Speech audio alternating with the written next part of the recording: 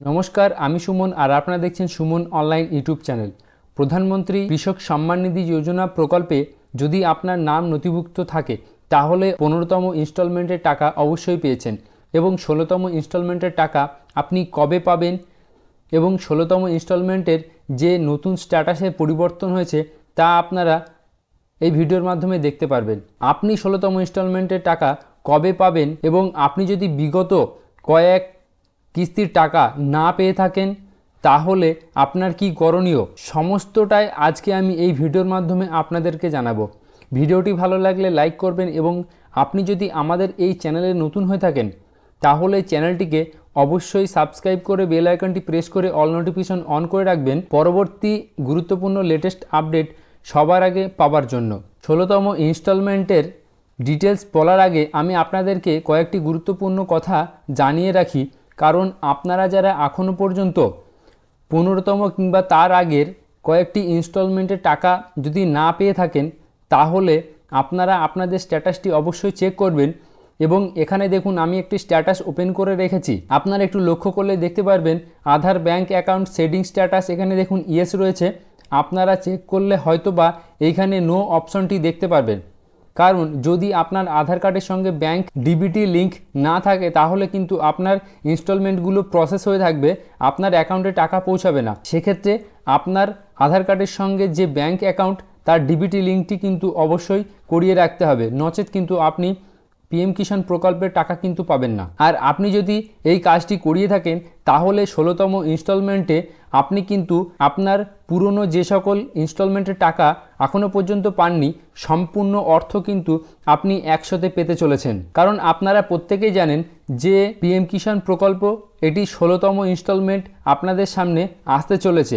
এখানে দেখুন আমি যে কৃষকের তথ্য ওপেন করে রেখেছি ইনি 9 নম্বর ইনস্টলমেন্টটি পেয়ে গেছেন এবং এনার ক্ষেত্রে 16তম ইনস্টলমেন্টটি হবে 10 নম্বর ইনস্টলমেন্ট। সেক্ষেত্রে 16তম ইনস্টলমেন্টের কি আপডেট রয়েছে তা আমি এই স্ট্যাটাসের মাধ্যমে আপনাদেরকে দেখিয়ে দিচ্ছি। আমরা এখানে লেটেস্ট ইনস্টলমেন্ট ডিটেলসের ঘরে 9-এর জায়গায় আমরা 10 করে দিচ্ছি, কারণ এনার 10 নম্বরটি হলো 16তম ইনস্টলমেন্ট। আমরা এখানে ক্লিক করে 10 সিলেক্ট করে নেব।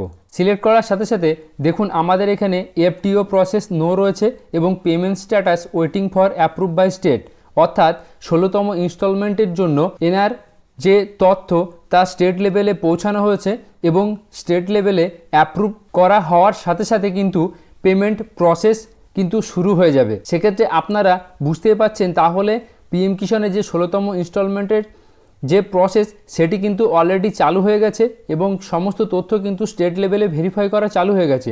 স্টেট লেভেলে ভেরিফাই কমপ্লিট হয়ে যাওয়ার পর আপনাদের কিন্তু নেক্সট লেভেলে পৌঁছে যাবেন 16তম ইনস্টলমেন্ট পাওয়ার ক্ষেত্রে।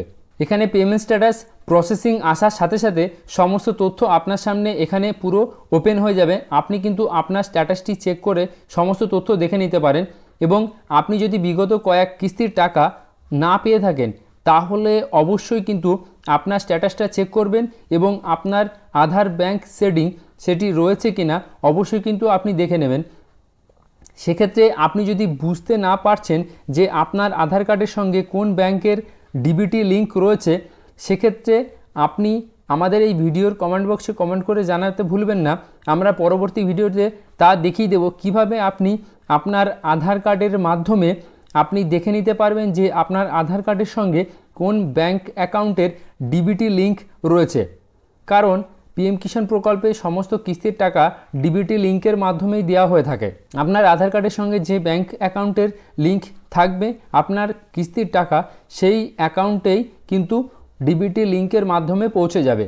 যে সকল কৃষক এখনও পর্যন্ত পিএম কিষাণ প্রকল্পের 2-1টি কিস্তি পাওয়ার পর পরবর্তী কিস্তির টাকা এখনও পর্যন্ত পাননি তাহলে আপনারা স্ট্যাটাস চেক করে অবশ্যই এই স্ট্যাটাসটি দেখে নেবেন এবং আপনারা 16তম ইনস্টলমেন্টের টাকা কবে পাবেন এবং সরকারিভাবে যদি ডেট প্রকাশ করা হয় আপনারা অবশ্যই আমার এই চ্যানেলে আপডেট পেয়ে যাবেন। তাই অবশ্যই চ্যানেলটিকে সাবস্ক্রাইব করে রাখবেন এবং বেল আইকনটি প্রেস করে অল নোটিফিকেশন অন করে রাখবেন গুরুত্বপূর্ণ লেটেস্ট আপডেট সবার আগে পাওয়ার জন্য। ধন্যবাদ।